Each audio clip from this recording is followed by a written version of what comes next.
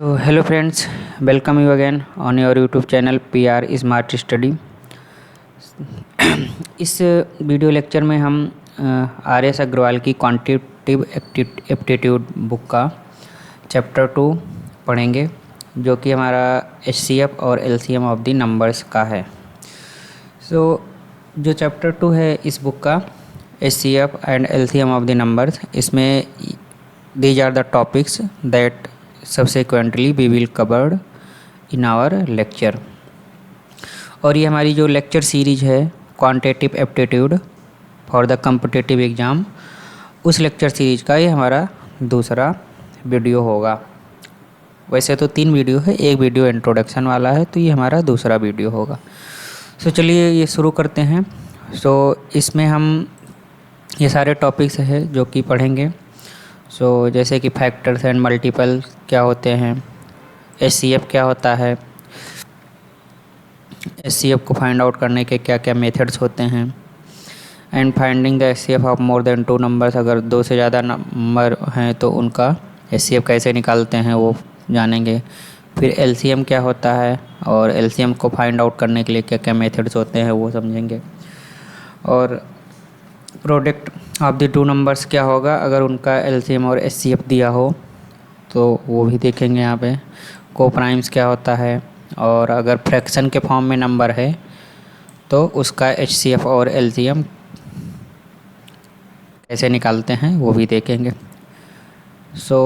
HCF means highest common factor और LCM means least common multiple, है ना। इसीलिए फैक्टर्स एंड मल्टीपल को पहले समझेंगे, सब्सिक्वेंटली हाईएस्ट कॉमन फैक्टर और लीस्ट कॉमन मल्टीपल वो चीज़ हम जानेंगे। उसके बाद डेसिमल फ्रैक्शन में अगर एक तो हो गया कि वो रेशनल नंबर टाइप में अगर फ्रैक्शन लिखा हो तो, और अगर डेसिमल फॉर्म में कोई फ्रैक्शन अगर डेसिमल के फॉर्म में है तो उसका HCF और LCM कैसे निकालेंगे वो भी जानेंगे। और फ्रैक्शंस का कंपैरिजन कैसे करते हैं वो भी यहाँ पे सीखेंगे इस वीडियो में हम। ये कुछ फैक्ट्स और फार्मूले हैं जो कि हम पढ़ेंगे। सबसे पहले जानते हैं कि फैक्टर्स क्या होता है ना। अगर 2 नंबर है A एंड B, है ना, A and B, if there are 2 number and if a number A divide the another number B exactly, अगर नंबर A नंबर B को एग्जैक्टली मतलब कोई भी रिमाइंडर ना बचे इस तरीके से डिवाइड करता है, हम ये बोलते हैं कि A is the factor of B and B is called the multiple of A। 2 number है A एंड B सपोज करो आप, और अगर A नंबर B नंबर को एग्जैक्टली डिवाइड करता है, that means there is no remainder after the division. A जो number होता है वो B का एक फैक्टर कहलाता है, और B जो नंबर होता है वो A का मल्टीपल कहलाता है। ओके, ये हमारा फैक्टर्स और मल्टीपल क्या होता है वो हो गया। फिर हम HCF क्या होता है वो समझते हैं। HCF means highest common factor, और इसको अलग अलग नामों से और भी जानते हैं, जैसे ग्रेटेस्ट कॉमन मेजर मतलब GCM and greatest common divisor that mean GCD। आप HCF बोलो, GCM बोलो या GCD बोलो, ये तीनों की तीनों चीज़ें एक ही हैं। HCF कॉमन है, सब जगह पे यूज होता है, तो हम जनरली HCF टर्म का ही यूज करते हैं, हाईएस्ट कॉमन फैक्टर का। HCF क्या होता है, HCF ऑफ द 2 और more than 2 numbers is the greatest number that divide each of them exactly, है ना। HCF क्या होता है, एक ग्रेटेस्ट नंबर होता है, मतलब 2 या 2 से ज़्यादा नंबर्स हैं अगर, तो उन नंबर्स का HCF अगर निकालना हो तो HCF भी एक नंबर होता है जो कि सारे नंबर्स को एग्जैक्टली डिवाइड करता है। एग्जैक्टली डिवाइड करने का मतलब यहाँ पे ये है कि कोई भी रिमाइंडर नहीं बचना है। जैसे मान लो 5 नंबर है ना, A B C D E, ये 5 नंबर हो गए। कोई नंबर है E जो कि इन सारे नंबर को A B C D E, कोई नंबर F है जो कि इन सारे नंबर्स को एग्जैक्टली डिवाइड करता है, मतलब A F को एफ ए को डिवाइड करेगा, एफ बी को डिवाइड करेगा, एफ सी को डिवाइड करेगा, डी को डिवाइड करेगा, ई को डिवाइड करेगा। इस तरीके से अगर सारे नंबर्स को डिवाइड करता है तो मतलब कोई रिमाइंडर नहीं बचना चाहिए, तो हम बोलते हैं, ऐसा बोलेंगे कि F A B C D को एग्जैक्टली डिवाइड कर रहा है। और इस केस में एफ जो होगा वो एक क्या कहते हैं नंबर होगा, ग्रेटेस्ट नंबर, जो कि मतलब इन दो 5 नंबर जो ए बी सी डी ई दिया हुआ है उसका कॉमन हाईएस्ट कॉमन फैक्टर होगा। हाईएस्ट कॉमन फैक्टर तो एक ऐसा फैक्टर जो कि सारे नंबर्स के लिए कॉमन हो और हाईएस्ट हो, मतलब ग्रेटेस्ट हो।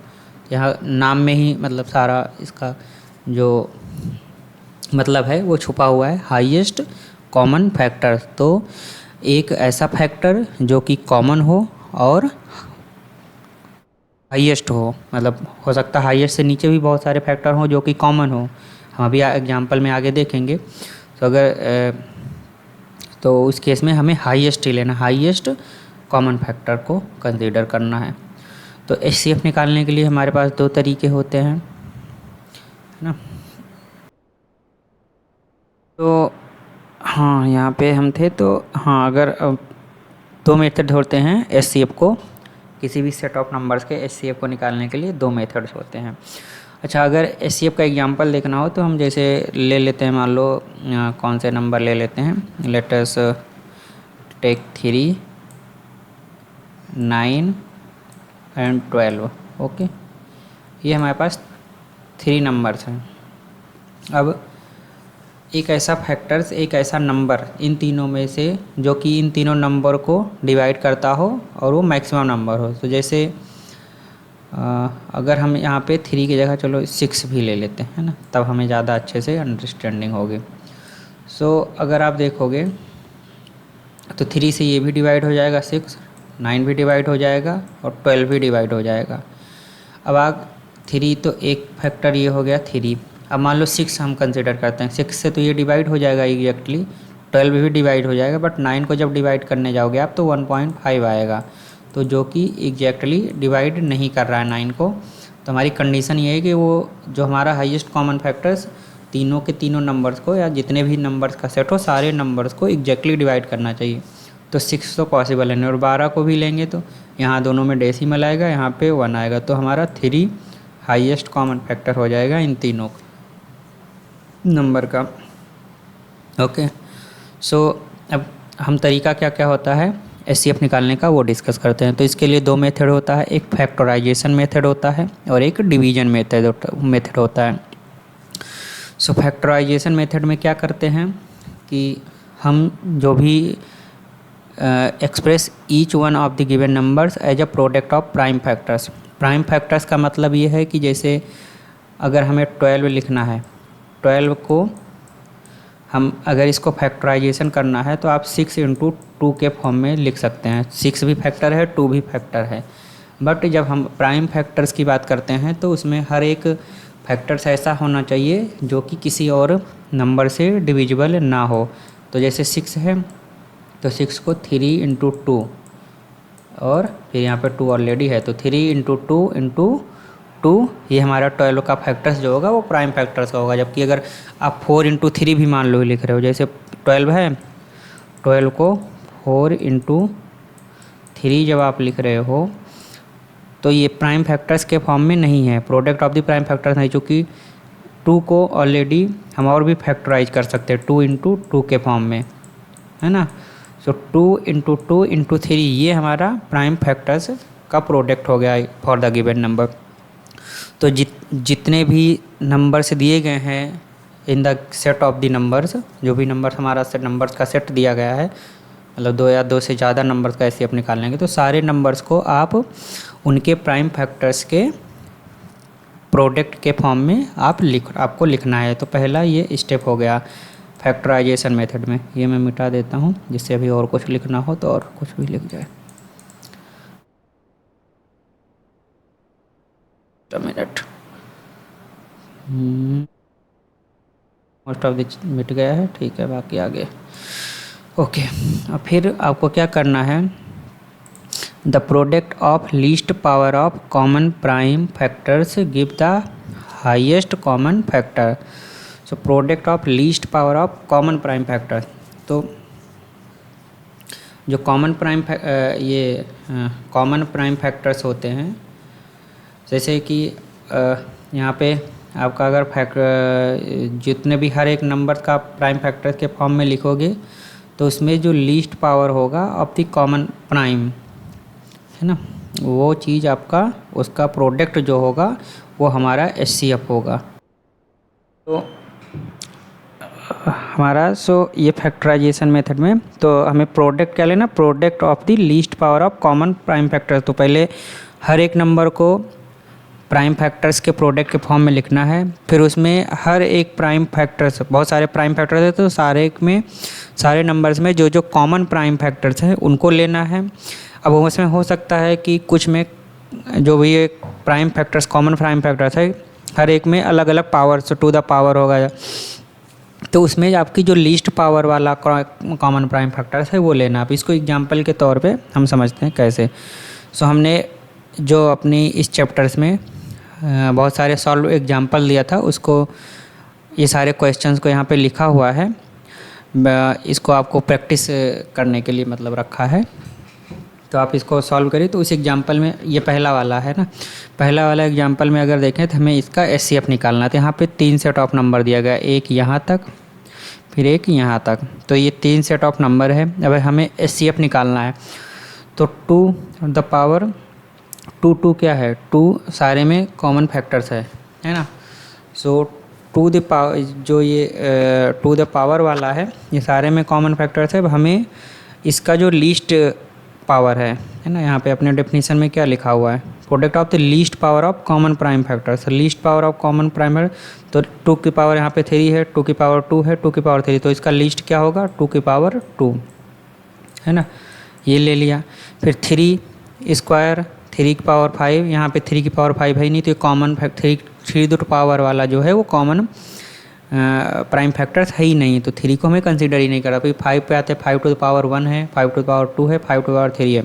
इसमें लीस्ट पावर किसका है, 5 टू द पावर 1 का है, तो 5 ले लिया। फिर 7 आते हैं, 7 टू द पावर 4 है, 7 टू द पावर 3 है और 7 टू द पावर 2 है। तो इसमें सबसे लीस्ट वाला कॉमन फैक्टर का पावर कौन सा है, ये 7 टू द पावर 2 है, तो यहाँ पे 7 टू द पावर 2 ले लिया। इसको आप मल्टीप्लाई करोगे 4 × 5 × 49 है ना, 49 दो आप इसको लोगे तो ये 91980 ये आ जाएगा। तो उस मेथड का मतलब ये हुआ। तो आपको सारे नंबर्स जो हैं दिए हुए हैं उसको प्राइम फैक्टर्स के प्रोडक्ट के फॉर्म में लिख लेना है।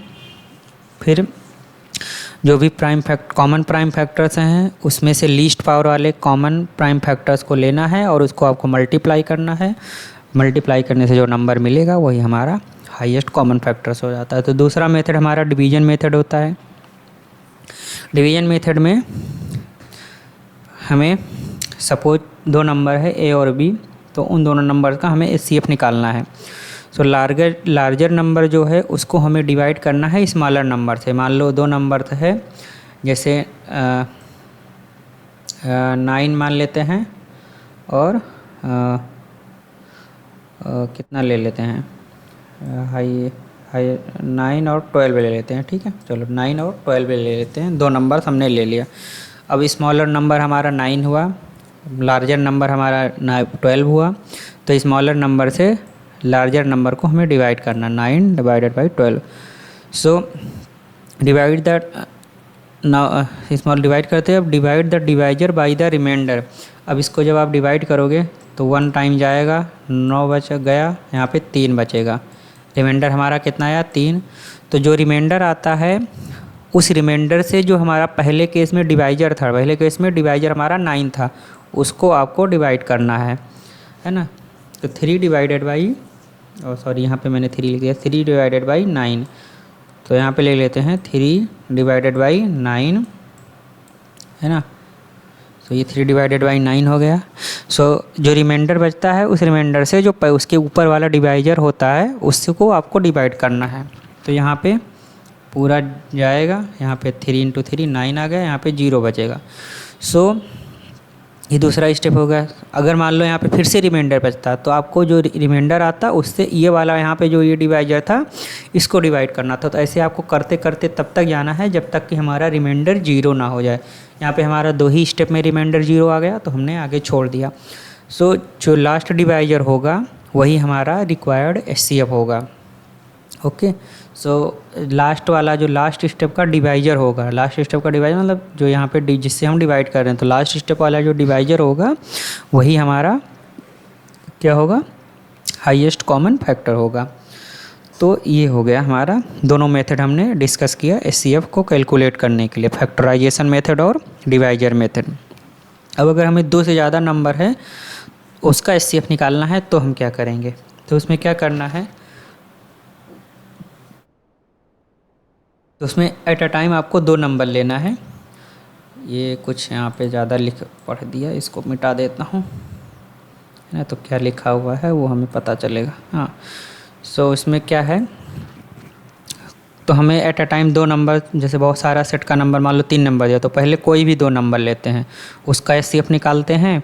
तो जो इसका HCF आएगा उसको थर्ड नंबर के साथ लेंगे, फिर उसका HCF निकालेंगे। तो इसी तरीके से आपको 2-2 नंबर का सेट लेना है।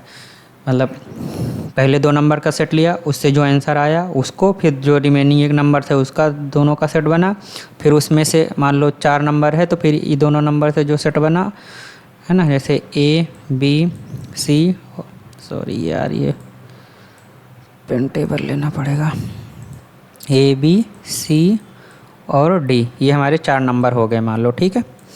अब पहले मान लो इन चारों का हमें HCF निकालना है, तो पहले आप A B को लो, यहाँ से एक हमें HCF मिलेगा, इसको मान लो हमारा E मिल गया। फिर आप E और C को लो, E और C को लोगे तो आपको एक HCF मिलेगा, मान लो ये F मिल गया। फिर आप D और F को लो, यहाँ से एक रिमाइंडर मतलब एक HCF आपको G मिलेगा, तो G हमारा फाइनल आंसर होगा। तो एट अ टाइम आप कितने भी नंबर हो, एट अ टाइम 2 नंबर लो, वहाँ से जो आपको रिजल्ट मिले उस रिजल्ट को तीसरे नंबर जो है उससे क्लब करो, उसका HCF निकालो। फिर आपको जो वहाँ से HCF मिले उसको 4th नंबर के साथ क्लब करो, मतलब उससे सेट बनाओ 2-2 नंबर का, तो वहाँ से ऐसे HCF निकालते जाओ आप। और 2 नंबर्स का HCF कैसे निकालते हो, हमने ऊपर 2 मेथड पढ़ा है, फैक्टराइजेशन मेथड और डिवीजन मेथड। तो ये हमारा HCF हो गया। ओके, HCF और HCF कैसे निकालते हैं। फिर हमारा आता है कि लीस्ट कॉमन मल्टीपल, SCM क्या मतलब LCM क्या होता है। तो LCM is the least common मतलब लीस्ट नंबर। HCF क्या था, ग्रेटेस्ट नंबर था, है ना, वो ध्यान रखना। HCF जो है वो ग्रेटेस्ट नंबर था। लीस्ट कॉमन मल्टीपल क्या है, least number which is exactly divisible by each one of the given number. उसमें क्या था कि ग्रेटेस्ट नंबर जो कि सारे जो भी नंबर दिए गए हैं उनको डिवाइड करता था, तो रिमाइंडर नहीं बचना चाहिए। यहाँ पे क्या है कि एक लीस्ट नंबर ऐसा होता है जो कि डिविजिबल हो by each of the given number, है ना, जो भी नंबर दिए हैं उनसे वो डिविजिबल हो, ऐसा लिस्ट नंबर। तो वो उसको उन 2 नंबर्स का हम LCM बोलते हैं। एग्जाम्पल के तौर पे आप 3 और 4 ले लो। अब इसका एक ऐसा लिस्ट नंबर जो कि इन दोनों से डिविजिबल हो, वो नंबर्स ही जो होगा वो LCM होगा। सो 12 लेते हैं, है ना, जो कि 12 ही है पहला नंबर जो कि इन दोनों नंबर से डिविजिबल होगा। तो 12 3 से डिविजिबल होगा, 4 से भी डिविजिबल हो जाएगा। 24 अगर आप लेते हो वो भी 3 और 4 से डिविजिबल होगा। 48 लेते हो आप, वो भी डिविजिबल होगा।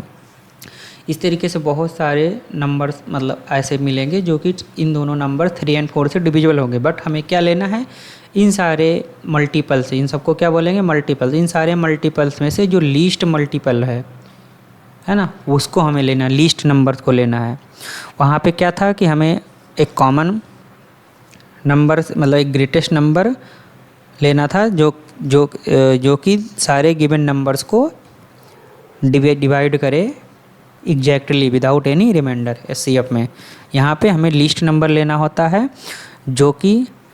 जो सारे नंबर जो दिए गए हैं उनसे डिविजिबल हो एग्जैक्टली। यहाँ पे एग्जैक्टली जो नंबर है लीस्ट नंबर वो डिविजिबल होता था, वहाँ पे ग्रेटेस्ट नंबर डिवाइड करता था हर एक नंबर्स को। तो ये डिफरेंस हो गया। सो यहाँ भी हमें एलसीएम निकालने का दो तरीके होते हैं, फैक्टराइजेशन मेथड और common division method. Shortcut method होता है कॉमन डिवीजन मेथड। तो सबसे पहले लाइए फैक्टराइजेशन मेथड पढ़ते हैं। फैक्टराइजेशन मेथड में क्या होता है, आपको सारे नंबर्स को वही product of the prime factors के फॉर्म में लिखना है। फिर LCM is the product of the highest power. वहाँ पे हमें क्या लेना था, यहाँ पे देखो आप, यहाँ पे हमें क्या लेना था, product of the least power of common prime factors. वहाँ पे लीस्ट पावर वाला लेना था एचसीएफ में, और यहाँ पे हमारा highest power of the all the factors लेना है। मतलब जितने प्राइम फैक्टर्स का होगा प्रोडक्ट, उसमें से हाईएस्ट पावर वाले को लेना है, तो उससे हमें एलसीएम मिलेगा। अब इसका एग्जांपल समझना हो तो वहीं पे हम चलते हैं। जैसे ये है, जब यहाँ पे हमें 3 नंबर्स का सेट दिया गया है, इन नंबर्स का हमें एलसीएम निकालना है। तो 2 पावर 3, यहाँ पे 2 का पावर 2 दिया गया, 2 का पावर 3 दिया गया, और यहाँ पे 2 दिया गया। तो यहाँ पे हमें एलसीएम निकालना है, तो हमें हाईएस्ट पावर वाला लेना है। तो यहाँ पे हाईएस्ट पावर 2 के पावर क्या हो जाएगा 3। फिर 3 टू द पावर वाले में आते हैं। 3 टू द पावर वाले में 3 टू पावर 3 दिया हुआ है, 3 टू पावर 2 दिया हुआ है, 3 टू पावर 1 दिया गया है ना। सो यहाँ पे हम 3 टू पावर 3 लेंगे, तो ये हो गया। इसके बाद 5 आते हैं। 5 टू द पावर, यहाँ पे 3 है, यहाँ पे 2 है, यहाँ पे 1 है, तो यहाँ पे 5 टू द पावर 3 लेंगे।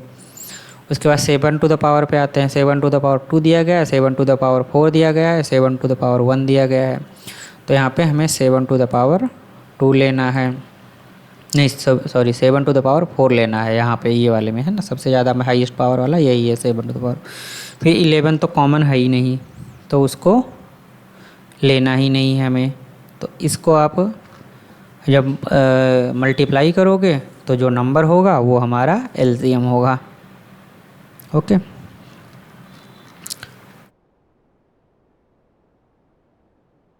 अच्छा एक चीज़ मैंने शायद यहाँ पे गड़बड़ की। यहाँ पे आपको product of the highest power of all the factors लेना है, कॉमन का होना ज़रूरी नहीं है। यहाँ पे कॉमन प्राइम फैक्टर्स का लीस्ट पावर आपको लेना था, यहाँ पे आपको सारे का वो लेना है। हाँ, तो यहाँ पे एक मिस्टेक मैंने किया कि हमें यहाँ पे 11 को भी लेना है ना। यहाँ पे हमारे जो डेफिनेशन है वो यहाँ पे लिखा हुआ है कि ऑल द फैक्टर्स को लेना है, ऐसा नहीं है कि आपको कॉमन फैक्टर्स को ही लेना है। तो यहाँ पे सारे फैक्टर्स के हाईएस्ट पावर के प्रोडक्ट को जो लेंगे, उससे जो नंबर मिलेगा वो हमारा एलसीएम होगा। तो ये चीज़ आप ध्यान रखना है ना। तो फैक्टराइजेशन मेथड में वही करना है कि सारे नंबर्स को आप प्राइम फैक्टर्स के प्रोडक्ट के फॉर्म में लिखना है। फिर उसमें सारे के सारे फैक्टर्स जो होंगे उनके हाईएस्ट पावर के प्रोडक्ट को आपको कंसीडर करना है। जबकि ये सीएफ में था कि कॉमन फैक्टर्स जो होंगे उसको लीस्ट पावर को कंसीडर करना था। वहाँ पे लीस्ट पावर को कंसीडर करना था, साथ में वो कॉमन भी होना चाहिए। ये दोनों चीज़ें वहाँ पे थी। यहाँ पे फैक्टर्स तो सारे लेने हैं और उसके हाईएस्ट पावर को लेना है, ये दोनों डिफरेंस हुआ। फिर जो अपना दूसरा मेथड होता है एलसीएम निकालने के लिए, common division method. Common division method में क्या करते हैं, ये शॉर्टकट मेथड होता है और हमें यही मेथड हमें मतलब शुरू से पढ़ाया जाता है। ये मेथड ही मतलब सबसे शॉर्टकट माना जाता है। तो इसमें क्या करते हैं, मान लो इसको पहले मिटा देता हूँ, यहाँ पे जगह बनाता हूँ लिखने के लिए थोड़ा सा, है ना।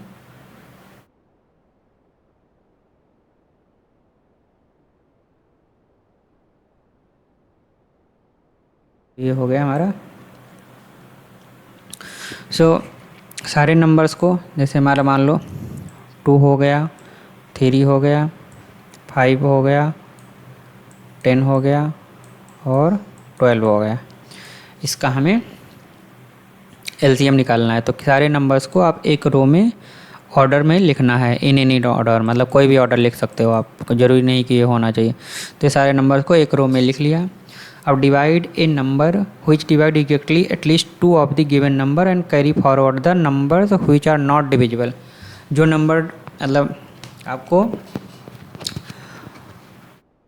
एक ऐसे नंबर से जो कि इसमें से कोई भी 2 नंबर्स को डिवाइड करता है, एक ऐसे नंबर्स को सारा डिवाइड करना है।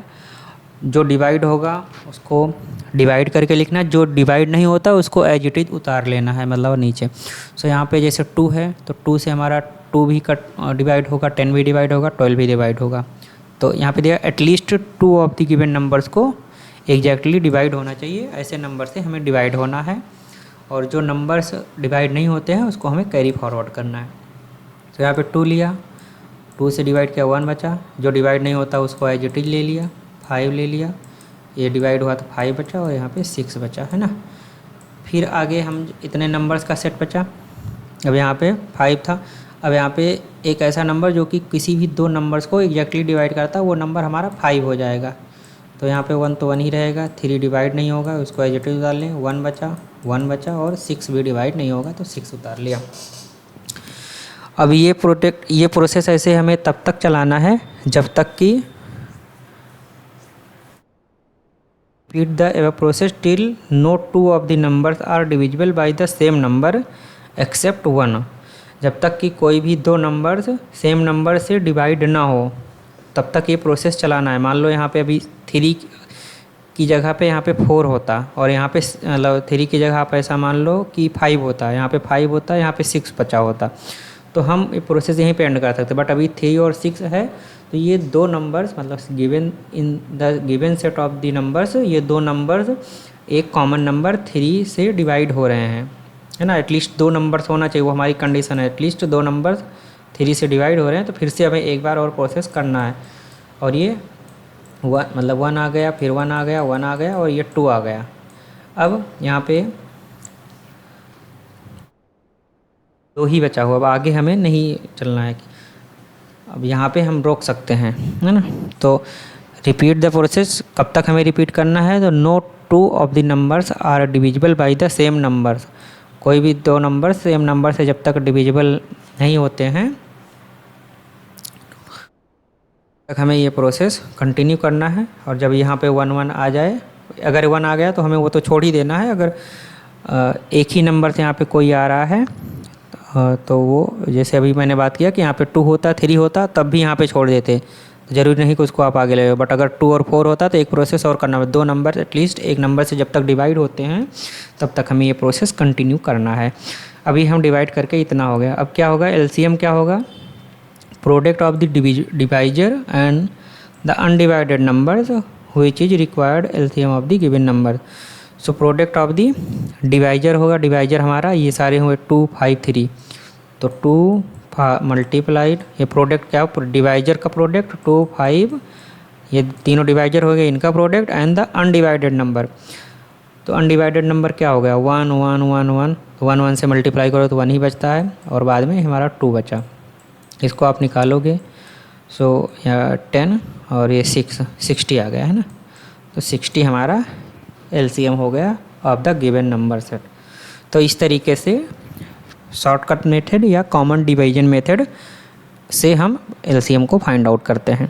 तो ये हो गया, है ना। सो आई होप आपको समझ में आओगा। स्टिल अगर आपको डाउट है कोई तो आप कमेंट बॉक्स में बताइएगा, हम उस डाउट को क्लियर करेंगे। आपको मान लो ये नहीं समझ में आएगा कि कब तक ये प्रोसेस कंटिन्यू करना है, ये वाला स्टेटमेंट, बट मैंने जैसे बताया कि तब तक आपको कंटिन्यू करना है जब तक कि कोई भी दो नंबर्स एक कॉमन नंबर से, मतलब एक नंबर से कोई एक नंबर से डिवाइड होता है, तब तक वो आपको कंटिन्यू करना है, अदरवाइज आपको वहीं पे होल्ड कर देना है। ओके, तो हमारा एलसीएम का और एचसीएफ का कॉन्सेप्ट हो गया। उसके बाद अगर हमें दो नंबर्स का एचसीएफ और एलसीएम पता है तो हम उन नंबर्स का अगर प्रोडक्ट लेते हैं तो उनके एचसीएफ और एलसीएम को मल्टीप्लाई करते हैं, ये दोनों इक्वल्स होते हैं। जैसे ए और बी है तो a cross b equal to their HCF and their LCM, है ना।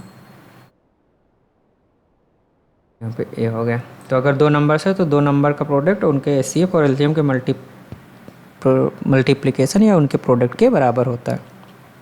तो ये हो गया। उसके बाद को प्राइम्स क्या होता है, तो दो नंबर्स, ये तो हमने अपने जो भी 9th की मैथमेटिक्स थी उसमें भी नंबर्स सिस्टम्स पढ़ रहे थे, तो हमने वहाँ भी डिस्कस किया था कि two numbers are said to with equal prime if their HCF is 1, मतलब उनका हाईएस्ट कॉमन फैक्टर 1 है। 1 के अलावा कोई भी कॉमन फैक्टर्स अगर नहीं है दो नंबर्स का तो वो को प्राइम नंबर्स होते हैं। और मतलब एक तो खुद नंबर्स भी उसका फैक्टर्स होता है और वन और नंबर इटसेल्फ, इन दोनों को छोड़ के अगर उस नंबर का कोई भी फैक्टर नहीं है तो वो नंबर्स कोप्राइम्स कहलाते हैं। एग्जाम्पल के लिए जैसे ये 2 and 3, 2 3 आर द कोप्राइम्स, क्योंकि इनका कोई भी कॉमन फैक्टर्स नहीं है 1 के अलावा। 1 एक तो है, 1 इसका भी फैक्टर है, 1 इसका भी फैक्टर है, और फिर इसका फैक्टर 2 है, इसका फैक्टर 3 है। इसके अलावा इन दोनों का नंबर इटसेल्फ और 1, इन दोनों को छोड़ के अगर कोई कॉमन फैक्टर्स नहीं होता है तो वो दोनों नंबर्स हमारे कोप्राइम नंबर्स होते हैं। ठीक है, तो ये हो गया। अब अगर हमें फ्रैक्शंस के फॉर्म में नंबर दिया गया है तो उसके एचसीएफ और एलसीएम को कैसे निकालते हैं। तो उसका एचसीएफ और एलसीएम निकालने के लिए हमें क्या करना होता है। अगर मान लो आपको एचसीएफ निकालना है तो आप सारे जितने नंबर हैं उनके न्यूमरेटर का एचसीएफ ले लो आप, और जितने भी डिनोमिनेटर हैं हर एक फ्रैक्शन से उनका सारे का एलसीएम ले लो, तो आपको जो फ्रैक्शंस का एचसीएफ है वो पता चल जाएगा, है ना। एग्जाम्पल के तौर पे यहाँ पे देखते हैं, जैसे ये नंबर दिया गया है ना 2/3, 8/9, 16/81 और 10/21। तो यहाँ कुछ जगह बना लेते हैं जिससे हम वहाँ पे कुछ लिख सकें। ओके, हाँ तो ये हो गया। सो अगर आपको एचसीएफ निकालना हो तो न्यूमरेटर हर एक फ्रैक्शन में न्यूमरेटर क्या है 2, 8, 16 और 10, इनका अगर आप एचसीएफ निकालो ये ऊपर लिखो, और जो डिनोमिनेटर है उनका एलसीएम निकालो 3, 9, 81 और 27 का एलसीएम निकालो और यहाँ पे लिखो। तो ये जो नंबर मिलेगा फ्रैक्शन फॉर्म में यही इन सारे फ्रैक्शंस का एचसीएफ होगा। ओके, तो ये एचसीएफ हो गया। एलसीएम में क्या होता है, आपको न्यूमरेटर का पहले एलसीएम निकालना होता है और फिर डिनोमिनेटर का जो होता है वो एचसीएफ निकालना होता है। तो एचसीएफ में आप न्यूमरेटर का एचसीएफ निकालोगे और डिनोमिनेटर का एलसीएम निकालोगे, जबकि एलसीएम में न्यूमरेटर का एलसीएम और डिनोमिनेटर का एचसीएफ। तो आप सिंपल से ऐसा याद रखो कि एचसीएफ निकालना है तो हमें ऊपर वाले का जो भी ऊपर वाले सारे नंबर्स हैं मतलब न्यूमरेटर का एचसीएफ पहले निकालेंगे, ऊपर लिखेंगे, एलसीएम निकाल के नीचे लेंगे। अगर एलसीएम निकालना है तो न्यूमरेटर का एलसीएम निकाल लेंगे और डिनोमिनेटर का एचसीएफ निकाल लेंगे। तो ये हमारा ये कॉन्सेप्ट हो गया। अगर डेसिमल फ्रैक्शन के फॉर्म में लिखा हुआ है तो क्या करेंगे, तो सारे नंबर्स को सेम डेसिमल प्लेसेस तक मतलब 0 ऐड करके पहले उसको सेम डेसिमल प्लेसेस तक सारे नंबर्स को मतलब सेम डेसिमल प्लेसेस में नंबर्स हों पहले वो हमें इंश्योर करना है अगर निकालना है। एग्जांपल के लिए तौर पे हम उसी में चलते हैं। मान लो ये 3 नंबर थे ना डेसिमल फ्रैक्शन में, ये 3 नंबर थे तो यहाँ पे 2 डेसिमल प्लेसेज हैं 6 मतलब 6 और 3। यहाँ पे भी 2 डेसिमल प्लेसेज हैं, यहाँ पे 2.1 ही लिखा हुआ है। तो सबसे पहले आपको हर एक डेसिमल के बाद जो प्लेसेज होते हैं उनको इक्वल करना है। तो यहाँ पे 0 ऐड करके आप इसको पहले इक्वल कर लो। हर एक डेसिमल फ्रैक्शन पे डेसिमल के बाद 2-2 डिजिट आ गया। अब सारे डेसिमल्स को आपको हटा देना है, तो जो रिमेनिंग नंबर्स बचेगा उसको आपको एलसीएम एचसीएफ लेना है और बाद में जो अपना आउटपुट आता है मतलब जो रिजल्ट आता है उसमें उतने ही डेसिमल के बाद राइट हैंड साइड से उतने ही डेसिमल मतलब उतने ही डिजिट के बाद आपको डेसिमल लगा देना है। तो यहाँ पे 63, 105 और 210 इनका आप एलसीएम लो, जो आए आपका नंबर रिजल्ट उसमें राइट हैंड साइड से उतने ही डिजिट के बाद आपको डेसिमल लगा देना है ना। तो मतलब वही बताया कि आपको आप make sure that the same number of decimal places by annexing the 0 in the some numbers. अगर कुछ नंबर्स में डेसिमल प्लेसेज इक्वल नहीं है तो आप 0 को एनेक्स करो, मतलब 0 को ऐड करके आप उनको सेम डेसिमल प्लेसेज तक रखो। उसके बाद आपको डेसिमल के बिना उस नंबर्स को कंसीडर करो और आप एचसीएफ और एलसीएम निकालो। उसके बाद जो रिजल्ट आए उसमें mark off the many decimal places as are there in the each of the given number. तो हर एक नंबर में मतलब जितने नंबर्स के बाद डेसिमल था राइट हैंड साइड से उतने नंबर्स के बाद आप डेसिमल लगा दो। तो ये हमारा डेसिमल फ्रैक्शंस का एचसीएफ और एलसीएम हो गया। उसके बाद अगर हमें फ्रैक्शंस को कंपेयर करना है। तो अगर कंपेयर करने के लिए सबसे पहले आपको एलसीएम ऑफ द डिनोमिनेटर्स, जो भी गिवन फ्रैक्शंस है उनके डिनोमिनेटर का आपको एलसीएम निकालना है। Convert each of the fraction into an equivalent fraction with LCM as denominator. हर एक फ्रैक्शंस को आप एक ऐसे इक्विवेलेंट नंबर में कन्वर्ट करो जिसका डिनोमिनेटर एलसीएम जो हमने निकाला उस नंबर के बराबर हो, by multiplying both the numerator and denominator by the same number. So कोई भी दो फ्रैक्शंस है, आप उसमें पहले जो डिनोमिनेटर्स है जितने भी फ्रैक्शंस का उसके डिनोमिनेटर का एलसीएम लो, और हर एक फ्रैक्शंस को आप ऐसे एक नंबर्स में मतलब ऊपर नीचे न्यूमरेटर, हर एक फ्रैक्शन में न्यूमरेटर और डिनोमिनेटर को मल्टीप्लाई करके ऐसा उसको कन्वर्ट करो कि उसका जो डिनोमिनेटर होता है वो एलसीएम जो है उसके बराबर हो। तो इस तरीके से आपको उसको कन्वर्ट करना है कि उसका डिनोमिनेटर एलसीएम हो जाए, सारे नंबर्स का डिनोमिनेटर एलसीएम होना चाहिए, ऐसे आपको कन्वर्ट करना है। So resulted fraction with the greatest numerator is the greatest. तो जो हमारा फ्रैक्शंस मिलेगा उसमें से जो ग्रेटेस्ट, जिसका न्यूमरेटर ग्रेटेस्ट होगा, मतलब जिसका न्यूमरेटर ज़्यादा होगा उसका क्या कहते हैं, वो फ्रैक्शंस ज़्यादा होगा।